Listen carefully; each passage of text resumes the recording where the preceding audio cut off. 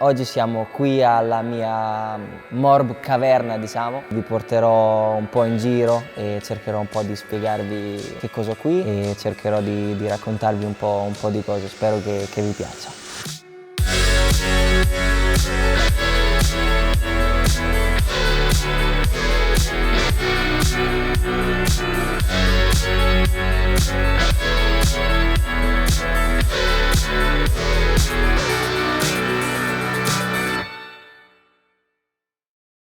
Le minimoto sono state un periodo bellissimo della mia infanzia, un periodo bellissimo della mia vita in generale, perché facevo esattamente quello che faccio ora, cioè correre, fare le gare, e il gusto era quando scendi in pista o quando sei in griglia prima di partire per la gara è lo stesso, a 7 anni e a 26, non cambia niente.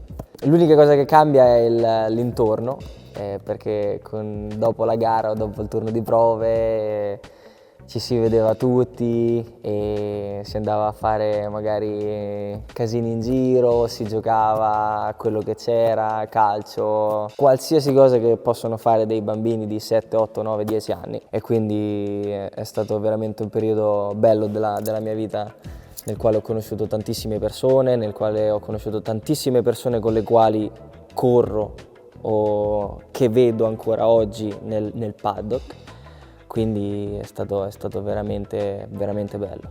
Allora, questa è una Polini GP3, secondo me anno 2004-2005, probabilmente la mia ultima minimoto, l'ultima minimoto con la quale ho fatto le gare.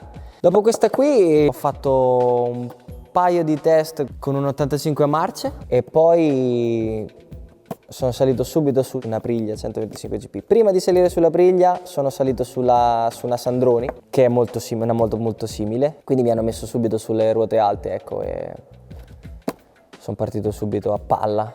Mi ricordo che era stato un bello shock, ecco, di più che cambiare da Moto2 a MotoGP. Era stato minimoto, 125 GP a 11 anni, era stata una bella botta, però mi divertivo e era un bel allenamento, ecco. Quando ho cambiato da campionato europeo Super Stock a campionato del mondo Moto2, tra Moto2 e MotoGP è stato un bel impatto e è stato un bel cambio. Anche i cambi di team, faccio fatica ad accettare i cambiamenti. Quindi per me cambiare è sempre tosta, ma comunque sono contento perché tutti i cambiamenti che ho fatto nella mia carriera sono stati verso il meglio, verso l'alto, o comunque nello stesso livello o nella stessa situazione, ecco, emotiva. Quindi sono molto contento dei cambiamenti che ho fatto, anche se magari all'inizio sono stato e sono un po' restio ad accettarli. La domenica, prima della gara, per me è esattamente uguale. Io sento le stesse sensazioni che sentivo da bambino. Forse è per questo che anche, no, uno rimane, un pilota rimane giovane, o uno sportivo in generale magari rimane giovane, perché è una cosa che, soprattutto se pratichi questo sport o lo sport che fai da quando sei bambino, perché è una cosa che ti riporta a quando eri bambino. E a me il nervosismo prima della gara mi riporta molto a quando ero bambino. È una sensazione bruttissima e bellissima allo stesso tempo, è uguale a quella che avevo quando avevo 7 anni.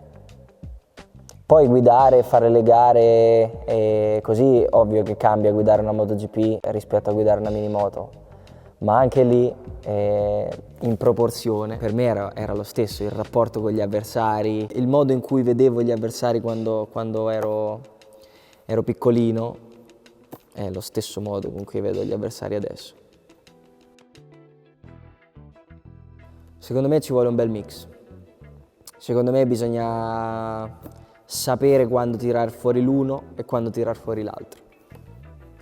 Scegliere bene il momento in cui bisogna usare, tra virgolette, l'incoscienza di un bambino o l'estro di un bambino, e sapere invece quando bisogna essere, diciamo, adulti e professionisti.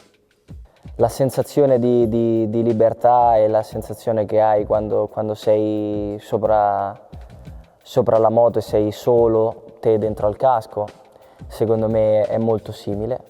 L'unica cosa che cambia è che adesso sono grande e quindi ho degli impegni, sono tra virgolette tenuto a fare delle cose o devo fare delle cose perché sennò potrei deludere tante persone se non faccio quello che di solito faccio. Nella faccia della gente con cui lavoro vedo che non è buono, mentre una volta magari potevo fare più quello che volevo, ecco. Quindi libertà in questo senso sì.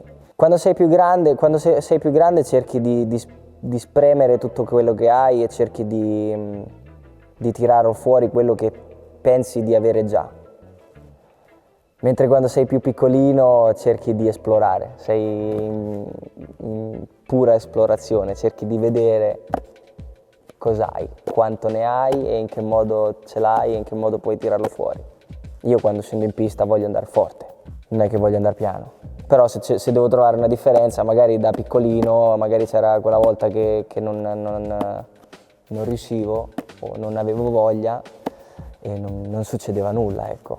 Mentre adesso magari meglio di no, ecco. E così, solo questa è la differenza, ma niente di super pesante.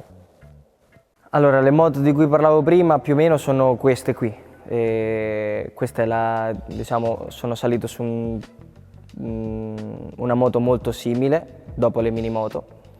Sono salito su una cosa del genere che è un 85 e 2 tempi e poi puff, subito su una Aprilia 125 GP che è una moto molto più seria e performante. È una moto che questa nello specifico faceva il mondiale più o meno negli anni 2000, ecco.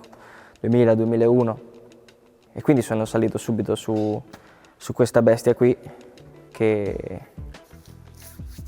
è un mezzo, diciamo, tosto già per dei ragazzi di 15, 16, 17 anni, ma poi ci correvano anche persone più esperte perché prima che ci fosse la Moto 3 c'era la 125 e non credo ci fosse limite di età, quindi si potevano correre persone di qualsiasi età e sono contento di essere salito sopra a un'arma del genere molto presto, sono contento, sono orgoglioso. Infatti c'è anche l'adesivo bimbo a bordo perché ero molto piccolino quando sono salito.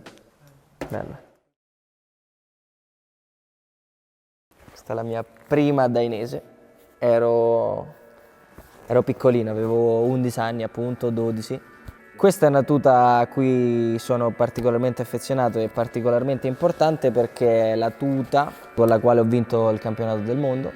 Mi piace un sacco questa cosa che posso vedere le dimensioni del mio corpo attraverso le dainese che ho, di come sono cresciuto attraverso le tute che ho.